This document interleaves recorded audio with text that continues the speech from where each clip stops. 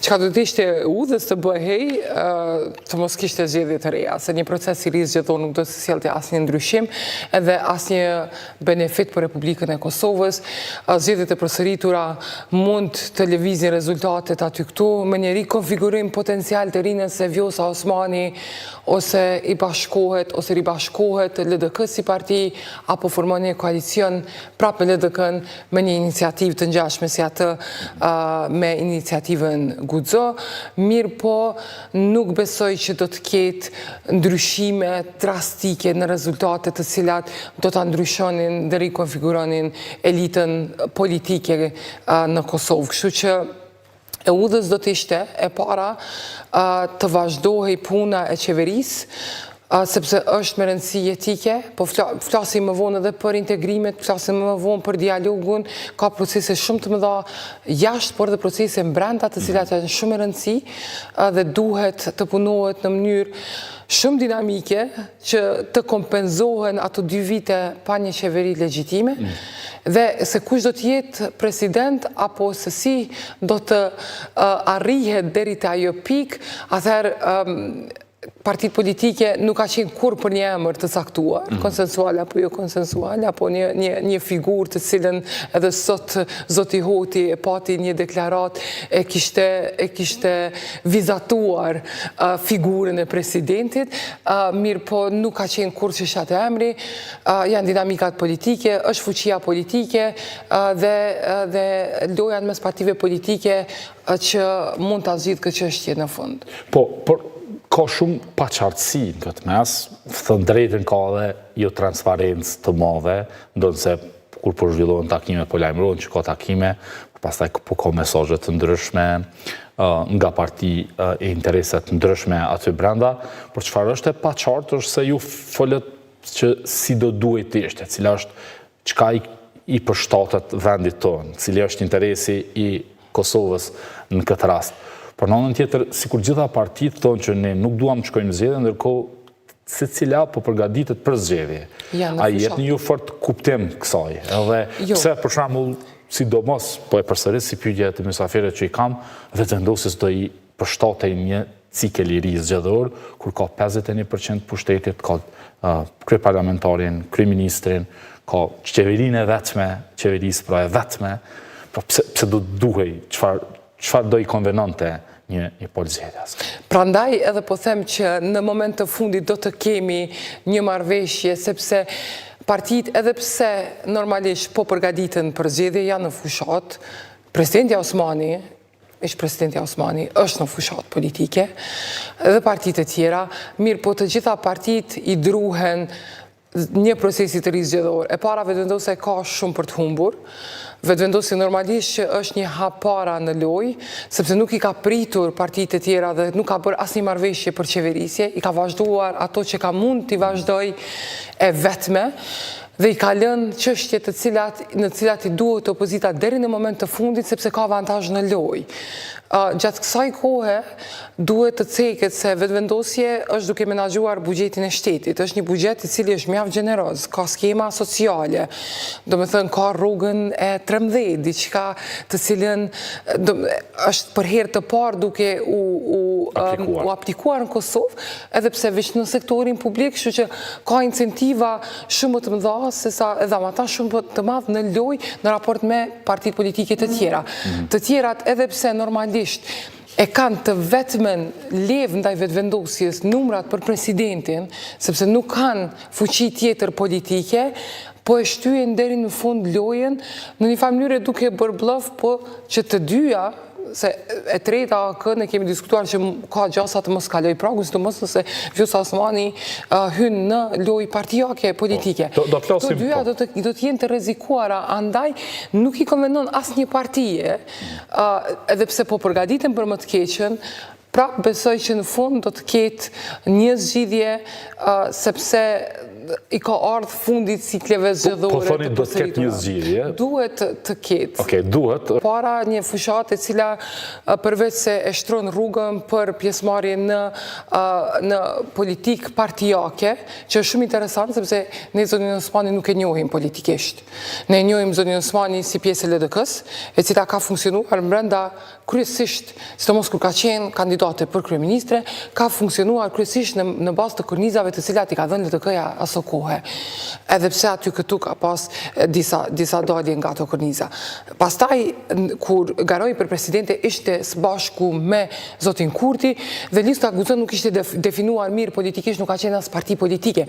Unë personalisht nuk e njoh zonin Osmani si person në politikë partijake, a do të jetë e djathtë nga një partije cila ka dalë, si LDK-ja, do të ketë çfarë orientimi ideologjik do të ketë, çfarë qëndrimi ka për çështje të caktuara. Kesh më e djathtë, zonja Osmani. Është më shumë e djathtë, mirë, po ende nuk ka pas asnjë, ne nuk e njohim atë individualisht, ne e njohim atë si pjesë e LDK-s, si një pjesë e bashkëpunimit me zotin Kurti, që është komplet një politikë e majtë, sepse aty është pozicionuar vetëvendosi, kështu që ne nuk e njohim, shumë pak e njohim zonin Osmani politike, se çfarë qëndrime politike ka për çështje të caktuara.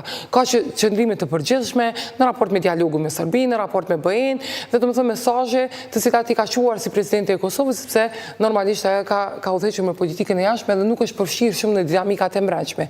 Kështu që është një fazë shumë e mirë për zonën Osmani me kriju një ofertë re politike, edhe me ndoshta me ri-energjizu edhe opozitën e cila për momentin e ka humbur rrugën. Por që partitë po kalkulojnë në zonjën Osmani. Si LDK-ja, si VV-ja? Absolutisht, se zonja Osmani është një politikane e cila është shumë mirë e kalibruar. Do me thënë, është një zoj shumë ambicioze, nuk i ka fshi asnjëherë ambicjet, ajo nuk është person të cilin e len, do me thënë, mrapa proceseve edhe i prim proceseve në mënyrë indirekte, ajo është aty për të udhëhequr dhe nuk e ka problem me marrë udhëheqjen edhe me synu atë. Edhe ka kapacitet mobilizues. Unë e kam argumentuar dhe me një shkrim që do me thënë, nëse zonja Osmani garon, atëherë do ta rikonfiguronte edhe elitën politike në Kosovë, se po flasim për një personazh i cili megjithatë ka edhe mundësi mobilizuese të qytetarëve të ngjashme me atë të Kurtit.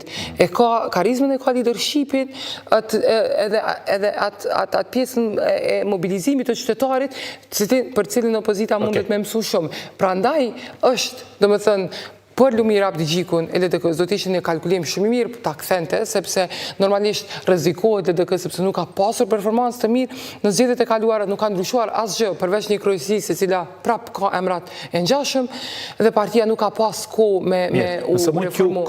Fakti që kemi një opozitë e cila përballë gjitha këtyre proceseve qëndron komplet e heshtur edhe merret veç me figurën e presidentit edhe me zgjedhje potenciale, tregon që opozita nuk ka mësuar asnjë mësim nga e kaluara, jo që nuk kanë ofertë politike, po nuk kanë as vullnet politik për të shërbyer konstituencës së saj, së tyre në raport me punën e tyre si në rolin e opozitës ndaj zotit Kurti, dhe kjo është mjaft shqetësuese.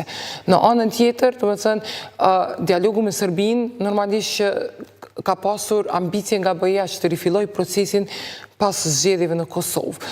Është shumë interesante që BE-ja, e njëjta BE, e ka anulluar udhëtimin e Marta Kos, do të thënë vizitën e Marta Kos në Kosovë, për faktin që nuk kemi një president dhe nuk e ka konsideruar ende qeverinë fuqiplot për të dialoguar në raport me integrimet, në raport me planin e rritjes, që Kosova më në fund e ka ratifikuar në parlament, mirë po e njëjta BE po e konsideron këtë qeveri legjitime për të udhëhequr një proces mjaft senzitiv si dialogu mes Kosovës dhe Serbisë. Këtë qeveri ka një ndryshim se është fuqiplot tani kur flasim. Është fuqiplot. Marta Kos kur erdhi ishte në detyrë.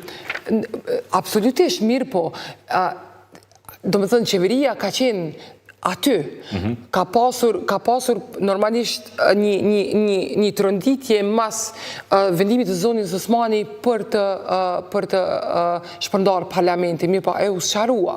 Domethënë ka qenë me nguti se një vizitë nuk ishte kushtuar asgjë në raport me Kosovën, sepse e ka vizituar gjithë Ballkanin. Domethënë ka shku bile edhe 2-3 herë në Shqipëri, e në Maltezi, edhe pse ka qenë më kritike ndaj regjimit të Vučić. Kështu që unë kam pas një mundësi shumë të humbur për faktin që Marta Kos megjithatë është një politikane e cila ka shtyr procesin e zgjerimit përpara dhe i ka dhënë relevancën të cilën asnjë nuk ka prit nga ajo, sidomos në raport me Ukrainën kur e kishim kalibrin më të lartë politik edhe në vendet anëtare që shtyenin projektin e Ukrainës përpara. Në anën tjetër e kemi domethënë dialogun për të cilin nuk po dihet asgjë. Domethënë fakti që nuk ka transparencë është e frikshme. Po dialogohet në aspektin teknik. Në çfarë kuptimi nuk ka transparencë? Çka ndryshe prej së kaluarës? Jo, tash ndryshe prej së kaluarës nuk ka. Spaku jo, në të kaluarën ka pas spaku deklarata. Domethënë në rastin më të keq ka qenë në rastin Abdullah Hotit kur ishin duke dialoguar në Bruksel dhe thonin që nuk do të bëhet asgjë publike derisa të dakordohemi dhe nuk do të dakordohemi në asgjë nëse nuk dakordohemi për të gjitha. Kështu që domethënë kishte spaku një informim për publikun që ky proces po ndodh. Ne për momentin nuk e dim. Ne dim mbas takimeve të cilat i kemi pas dhe informatave dytësore që megjithatë Sorensen e ka për qëllim dialogun teknik, nuk ka ndonjë gjë politike duke ndodhur, nuk po shtyhet asnjë takim politik, ndoshta në nivelin e ministrave të jashtëm, po jo në nivelin e kryeministrave, sepse për problemet e brendshme të cilat janë në BE. Në thirrjen e takimit të zonja Kallas para disa javësh. Insistojnë mirë, po nuk ka rrethana të tilla as në Serbi, edhe në Kosovë shumë senzitive, sidomos duke ditur se mund të ketë një proces të rizgjedhor, nuk mundesh të bësh një veprim të tillë duke ditur që nga i takim ndoshta mund mos ketë asgjë. Po veç se ndodhi ligji për të huaj që ishte një kompromis nga ana e Kosovës, për cilën nuk kam diskutuar me ju, kam me interes të kuptoj si e kuptut ju atë dhe dikush po thot që ja, në formë aksiomatike po shkon qeveria e Kosovës në qasjen e saj në dialog, ti bëjmë gjërat me rend, gjërat që duken të vogla, por që të arrijmë te gjërat që përshëndeten nga Kaja Kallas e pastaj pom largimin e masave, pom një sër lavdërime që ju bën qeverisë Kosovës për rolin e saj në dialog. Absolutisht, sidomos nga BE-ja dhe këtu, domethënë këtu po desha të dalë sepse po e shoh që ka edhe një çështje më fleksibile të BE-s në raport me Kosovën. Sorensen megjithatë nuk është Llajçaku.